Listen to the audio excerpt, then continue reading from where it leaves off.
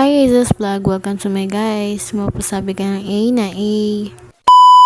Hello guys, for today's video nga gagawa nga pala tayo ng cheese stick. Bumili nga pala ako ng lumpia wrapper, cheese, at saka ketchup. Habang pinag-iwalay ko nga pala yung lumpia wrapper, binilisan ko ng pag-iwalay at bigla pang napunit. Habang pinag-iwalay ko nga pala yung lumpia wrapper, sinunod ko na rin palang buksan yung Eden cheese. Maliit nga lang pala binili kong Eden cheese, binuksan ko na nga rin pala siya. Naisipan ko nga palang hiwa-hiwain, malamang. Iniwa-hiwa ko na nga rin pala siya ng mga pahaba. Tuloy-tuloy ko na nga pala siyang hinihiwa. Ito na nga pala yung mga nahiwa kong cheese sa mahaba na size.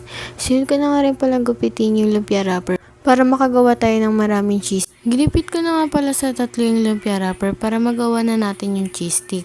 Habang ginugupit ko nga pala, ginupit ko ulit siya. Ito na nga pala lahat ng nagupit ko. Nagbalot na nga pala ako niya ng cheese stick para makakain na. Madami nga rin pala ako nagawang cheese stick niyan. Ginagamit ko nga lang pala na pandikit ay tubig. Hindi ko na siya hinaluan ng cornstarch kasi ako lang naman yung kakain. Hindi ko naman ititinda. Nagbalot-balot na nga ako niya ng cheese stick. Dinalawa-dalawa ko na nga pala yung cheese para masarap, para cheesy. Yung time pala nito, nangangalay na yung kamay ko, kaya tinapos ko na siya. Tinatapos ko na nga pala agad yung paggawa ko ng cheese stick. Pinas forward ko na nga pala. Ito na nga pala lahat ng mga nagawa ko. Maglalagay na nga pala ako ng mantika dito. Ayun na nga pala lahat ng mga nagawa ko. Nilagay ko na nga pala sila isa-isa para maluto ko na. Ay be, lumalabang pa talaga yung mantika. Ito na nga pala yung mga nagawa ko. May natira pa palang dalawa sa gilid. Muntik pa ngang masunog. Pero nasunog naman talaga siya. What? Dito na nga pala ako naglagay ng ketchup, papa ketchup.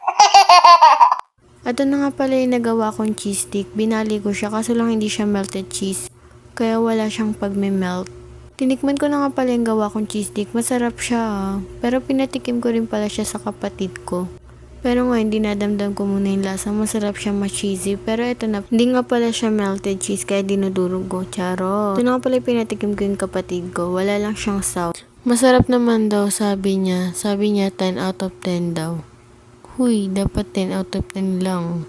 Nag-okay naman siya kaya feeling ko masarap naman ata.